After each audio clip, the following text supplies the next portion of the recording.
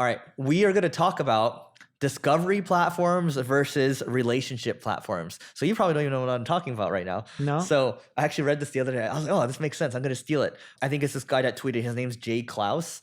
And Wait, let me guess. Discovery platforms are more like TikTok, and relationship platforms are more like LinkedIn. close.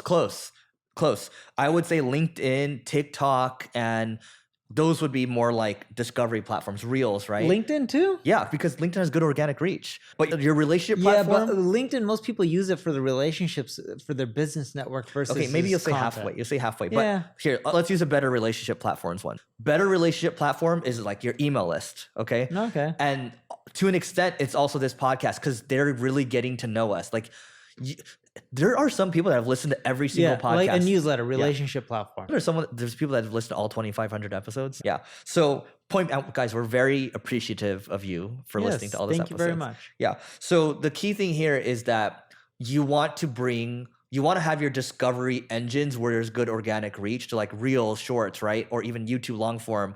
And you want to bring them into your relationship platforms. And so you see like our mutual friend, Cody Sanchez as an example. She publishes shorts everywhere, YouTube, and she's getting 12, 15 million views a month. But almost everything points back to her newsletter now. It's not even registered for webinar anymore. It's just go to my newsletter, go to my newsletter, go to my newsletter. That's all it is.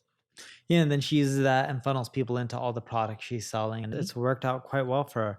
Funny enough, did you see she ended up partnering with someone to create an Instagram marketing services company? I paid for that. Oh, how'd it go? It went okay. Edit this? Huh? You gonna edit that? No, we just leave it like that. Yeah. Okay. Yeah. So yeah, either way, she's done extremely well with her social media.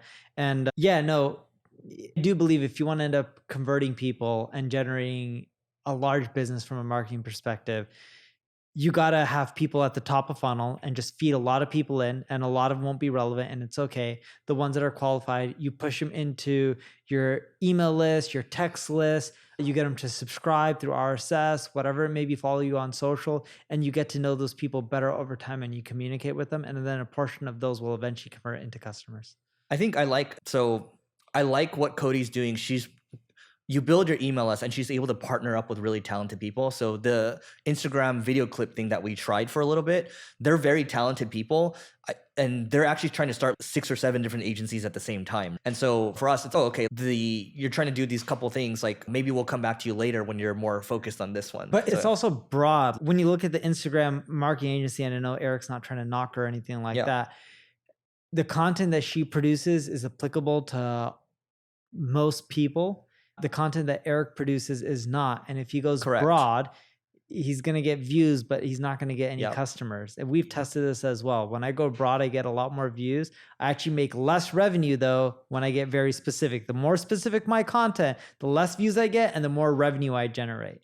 Yeah, I think we have a good webinar example for this too. When we go specific and we talk more enterprise, we get less registrants, but you get more conversions at the end of the day. By far. We generate quite a bit more revenue.